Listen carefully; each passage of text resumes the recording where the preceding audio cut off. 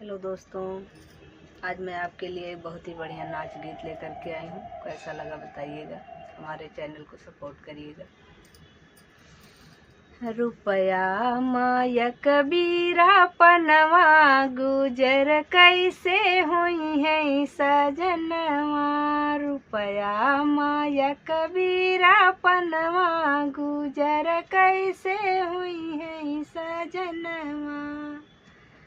सास बिकी जई है ससुर बिकी जई है, सास बिकी जई है ससुर बिकी जई है, बिकी जई है ननदी नगिनवा गुजर कैसे हुई है सजनवा। बिकी जई है ननदी नगिनवा गुजर कैसे हुई है सजनवा।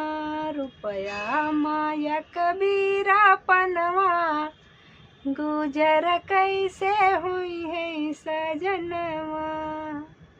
जेठ बिकी जई है जेठान बिकी जई है, जेठ बिकी जई है जेठान बिकी जई है, बिकी जई है ननदी नगिनवा गुजर कैसे हुई है सजनवा। बिकी जई है ननदी नगिनवा गुजर कैसे हुई है सजनवा।